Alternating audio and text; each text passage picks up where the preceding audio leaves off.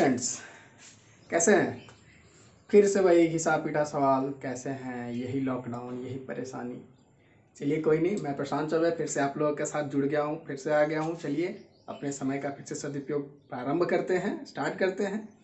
तो आज हमारा पिछले वाला जो क्लास था उसमें हमने पास्ट टेंस के बारे में, पास्ट टेंस के चारों सब टाइप्स के बारे में पढ़ा था। अब हम फ्यूचर टेंस के बारे में पढ़ेंगे और यहाँ पे आज हमारा टेंस कंप्लीट हो जाएगा। ठीक है, और आज आप इंग्लिश कम से कम लिखना सीख जाएंगे। ठीक है, इंग्लिश में लिखना सीख जाएंगे, आपको समझ में आ जाएगा कि टेंस के बेसिस पे हमें लिखना कैसे है और सेंटेंस के मीनिंग को समझना कैसे है। तो बने रहिए हमारे चैनल पे Chaturvedi classes, online classes for English. Thank you. तो चलिए आज हम स्टार्ट करते हैं फ्यूचर टेंस। फ्यूचर टेंस के सबसे पहले सब टाइप्स के बारे में पढ़ते हैं। सिंपल फ्यूचर, फ्यूचर टेंस का मतलब हमने पहले ही बता दिया था, वैसी घटना जो फ्यूचर में घटित होने वाली है, मतलब कि आने वाले समय में जो घटना घटित होने वाली है जिसके बारे में हम इमेजिन करते हैं, उन घटनाओं को हम लोग फ्यूचर टेंस में लेते हैं। और आज हम उसी का सबसे पहला सिंपल फ्यूचर टेंस पढ़ेंगे, इसको पहचानने के लिए कि जिस किसी भी हिंदी वाक्य के लास्ट में या अंत में ता होगी, ती होगी, ते होंगे लिखा रहे तो आपको ये समझ में आ जाएगा कि ये फ्यूचर टेंस का है, क्योंकि होगा, होगी, होगी ये तो फ्यूचर के लिए है ना। फ्यूचर में क्या होना है क्या नहीं होना है वो सब फ्यूचर पर डिपेंडेंट है। तो ये फ्यूचर टेंस है। फ्यूचर टेंस का सबसे पहला सब टाइप सिंपल फ्यूचर टेंस हम लोग पढ़ना स्टार्ट करते हैं। उसका सबसे पहला पॉजिटिव। पॉजिटिव देखते हैं पॉजिटिव सेंटेंस किस तरह का होगा। Subject plus shall will plus V one plus object, मतलब हमारे पास इस तरह का स्ट्रक्चर का कोई भी सेंटेंस होगा तो हम इजीली बोल सकते हैं कि यह फ्यूचर सिंपल फ्यूचर टेंस का है। तो यहाँ पे सी विल डांस, मतलब वो नृत्य करती होगी। क्या वह नृत्य करती होगी? करती होगी या नहीं होगी ये तो भविष्य की बात है ना। तो वही भविष्य की बात के लिए हम लोग किस चीज का यूज करते हैं, सिंपल फ्यूचर टेंस का, और ये स्ट्रक्चर हमारा दिया हुआ है। अब आते हैं निगेटिव पे। निगेटिव है subject plus shall will plus not plus V one plus object. We shall not play PUBG. PUBG तो सबको जानते होंगे ना, पबजी के सब फैन है, पबजी के लवर है। ठीक है, तो पबजी डाल दिया, बहुत खुश हो गए, कुछ लोगों के चेहरे पे तो मुस्कान आ गई होगी, कह रहे पबजी। ठीक है, ज्यादा नहीं खेलिए, परेशानी हो जाएगी। चलिए देखते हैं। We shall not play PUBG, मतलब हम लोग पबजी नहीं खेलते होंगे इन फ्यूचर।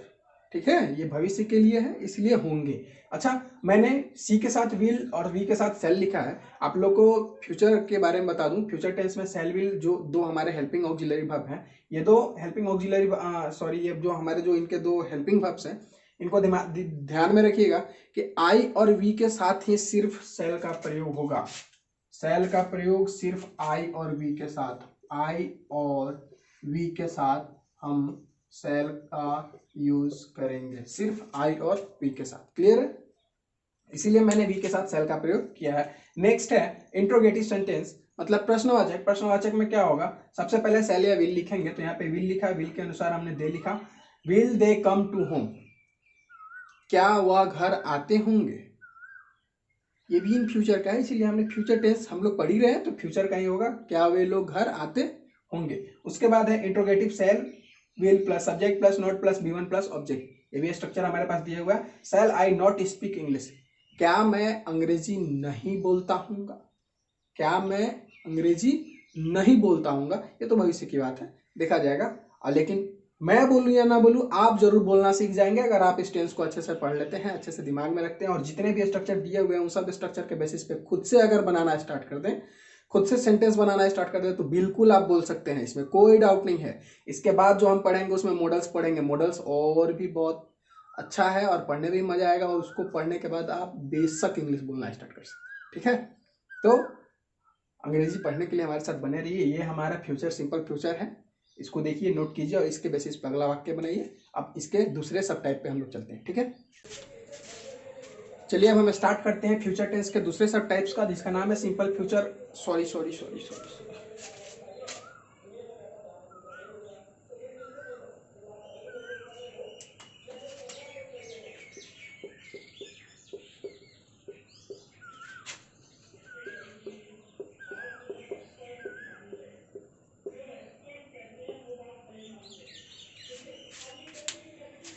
चलिए अब हम स्टार्ट करते हैं फ्यूचर कंटिन्यूअस के फ्यूचर टेंस के दूसरे वाले सब टाइप का, जिसका नाम है फ्यूचर कंटिन्यूअस टेंस, जिसका पहचान हिंदी वाक्य के लास्ट में अगर रहा होगा, रही होगी, रहे होंगे लगा होगा तो वो फ्यूचर कंटिन्यूअस टेंस होगा। ठीक है, फ्यूचर में कोई भी काम कंटिन्यू चल रहा होगा उसके बेसिस पे हमें पता चल जाएगा कि वो फ्यूचर कंटिन्यूअस टेंस है।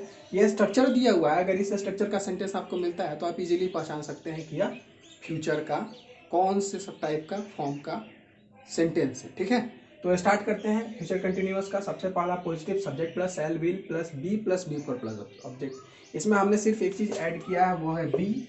तो बी का यूज करने के लिए आई शैल बी सिंगिंग, मतलब मैं गा रहा हूँगा, मैं गाना गा रहा हूँगा या मैं गा रहा हूँगा। ठीक है, उसके बाद इसका निगेटिव है subject plus shall plus will plus not plus B four plus object, मतलब he will not be playing, वह नहीं खेल रहा होगा, वह नहीं खेल रहा होगा। उसके बाद इसका इंट्रोगेटिव है shall will plus subject plus B four plus object. ये हमारे पास इंट्रोगेटिव दिया हुआ है फ्यूचर कंटिन्यूअस टेंस का। तो इसका भी एग्जाम्पल हमने दिया है शैल वी बी रनिंग, मतलब क्या हम लोग दौड़ रहे होंगे, क्या हम लोग दौड़ रहे होंगे। और उसके बाद है interrogative negative shall will plus subject plus not plus B four plus object. ये लास्ट है हमारा, इसे देखिए will she not be cooking, क्या वह खाना नहीं बना रही होगी, क्या वह खाना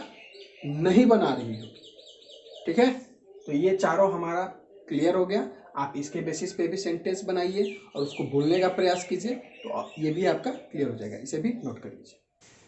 चलिए अब हम देखते हैं फ्यूचर टेंस के तीसरे सब टाइप का, जो कि है फ्यूचर परफेक्ट टेंस, जिसका पहचान हमें चुका होगा, चुकी होगी, चुके होंगे से होगा। मतलब किसी भी वाक्य के अंत में अगर ये चुका होगा, चुकी होंगी, चुके होंगे, मतलब कोई भी ऐसा काम जो फ्यूचर में कंप्लीट हो, फ्यूचर में कंप्लीट हो जाए एक निश्चित समय में, तो उसे फ्यूचर परफेक्ट टेंस कहेंगे। ठीक है, स्टार्ट करते हैं इसका पॉजिटिव से। पॉजिटिव दिया हुआ है subject plus will plus have plus V3 plus object. तो इसी का इस स्ट्रक्चर के बेसिस पे हमने एग्जाम्पल तैयार किया है। एग्जाम्पल है you will have played chess, इसका मतलब कि आप चेस खेल चुके होंगे, आप शतरंज खेल चुके होंगे। उसी का दूसरा निगेटिव है subject plus will plus not plus have plus V3 plus object, she will not have sent to jail, मतलब वह जेल नहीं जा चुकी हो, उसे जेल नहीं भेजा जा चुका होगा। ठीक है, वह जेल नहीं भेजी जा चुकी होगी, मतलब उसे अभी तक जेल नहीं भेजा जा चुका हो। अगला है interrogative will plus subject plus have plus V3 plus object,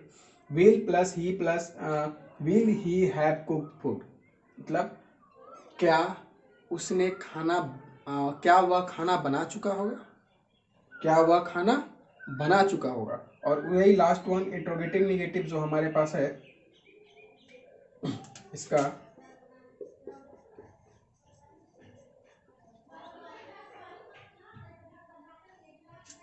इसका लास्ट इंट्रोगेटिव निगेटिव जो हमारे पास है वो आप देख सकते हैं, will plus subject plus not plus have plus V3 plus object. तो ये एग्जांपल इसका दिया हुआ है will you not have done your work, मतलब क्या आप अपना कार्य पूरा कर चुके होंगे। ठीक है, क्या आप अपना काम पूरा नहीं कर चुके होंगे, क्योंकि हम इंट्रोगेटिव निगेटिव में देख रहे हैं, इंट्रोगेटिव निगेटिव का स्ट्रक्चर है। ठीक है, तो ये हमारा फ्यूचर टेंस का तीसरा सब टाइप भी कंप्लीट हो गया। इस बेसिस पे आप सेंटेंस बनाइए और सेंटेंस बना करके खुद से बोलने का प्रयास कीजिए, समझने का प्रयास कीजिए। ठीक है, चलिए अब हम देखते हैं टेंस के सबसे लास्ट टॉपिक, फ्यूचर टेंस के सबसे लास्ट सब टॉपिक को, सब टाइप को, फ्यूचर परफेक्ट कंटिन्यूअस टेंस, जो कि जिसका पता अगर पता लगाना हो तो किसी भी सेंटेंस में अगर समय के साथ रहा होगा, रही होगी, रहे होंगे या फिर इस स्ट्रक्चर बेसिस पे कोई सेंटेंस दिया हुआ रहेगा, तो वो फ्यूचर परफेक्ट कंटिन्यूअस टेंस का ही पार्ट होगा। ठीक है, तो इसका पॉजिटिव से हम स्टार्ट करते हैं। पॉजिटिव का स्ट्रक्चर दिया हुआ है subject plus will plus have plus been plus V4 plus object plus since या फोर प्लस टाइम। ठीक है, तो I will have been cooking vegetables for 3 months, मतलब मैं 3 महीनों से सब्जी बना रहा हूँगा, सब्जी पका रहा हूँगा, मैं 3 महीनों से सब्जी पका रहा हूँगा। ठीक है, और इसके बाद ये हमारा निगेटिव है subject plus will plus not plus have plus been plus V4 plus object plus since या फोर प्लस टाइम। ठीक है, स्ट्रक्चर इसका बड़ा बड़ा है, लेकिन इसी स्ट्रक्चर का सेंटेंस अगर आप एक बार स्ट्रक्चर को समझ जाते हैं तो सेंटेंस आप बहुत ही इजीली क्लियर कर सकते हैं। She will not have been dancing since 2 o'clock, मतलब वह 2 बजे से डांस नहीं कर रही होगी। ठीक है, वह 2 बजे से डांस नहीं कर रही होगी। क्लियर है। अब अगला है interrogative, will plus subject plus have plus been plus V four plus object plus since या फॉर प्लस टाइम। क्लियर है। तो इस बेसिस पे हमने बनाया है example, will plus will he have been playing cricket for 2 days, क्या वह 2 दिनों से क्रिकेट खेल रहा होगा, क्या वह 2 दिनों से क्रिकेट खेल रहा होगा, ये इसका मतलब है। और ये लास्ट वाला इंट्रोगेटिव नेगेटिव लास्ट वन, जो इस टॉपिक का लास्ट वाले टॉपिक का लास्ट वाला है, वो देखिए, will plus subject plus not plus have plus been plus V four plus object plus since या फॉर प्लस टाइम। ठीक है। Will she not have been singing for 2 days, क्या वह 2 दिनों से गाना नहीं गा रही होगी। ठीक है। अब ये हमने 3 पार्ट में पूरे टेंस को कंप्लीट कर लिया है, सारे टेंस के स्ट्रक्चर को हमने दे दिया है। अब इस स्ट्रक्चर के बेसिस पे आप चाहे तो पूरे लॉकडाउन का पूरा फायदा उठा सकते हैं। जितना ज़्यादा से ज़्यादा हो सके उतना ज़्यादा सेंटेंस बनाइए और उतना ज़्यादा से ज़्यादा बुक पे पढ़िए और बुक में टिक करते जाइए, अंडरलाइन करते जाइए और फिर उसका मीनिंग निकालते जाइए। आपको लगेगा कि आप बहुत कुछ सीख चुके हैं और अब आप आसानी से इंग्लिश लिख सकते हैं और बोल भी सकते हैं। ठीक है। मैंने इससे पीछे वाले वीडियो में वर्ब पढ़ाया था, वर्ब को आप देख लें और उसके बाद वर्ब याद कर लें। उसके बाद से टेंस बनाना बहुत ही ईजी है, बहुत ही आसानी से आप बना सकते हैं। और आज फाइनली हम लोगों ने टेंस कंप्लीट कर लिया है। इससे रिलेटेड जो भी क्वेश्चन आंसर होंगे मैं एक PDF बना करके इसमें डाल दूंगा, इसमें लिंक डाल दूंगा, आप उसके थ्रू उस PDF को डाउनलोड कर सकेंगे और फिर खुद से सॉल्व करके आप अपने आप को कंफर्म करा सकेंगे कि आपने इसे अच्छे से सीखा या नहीं सीखा। ठीक है। तो बने रहिए हमारे चैनल पे, Chaturvedi classes, online classes for English. Thank you.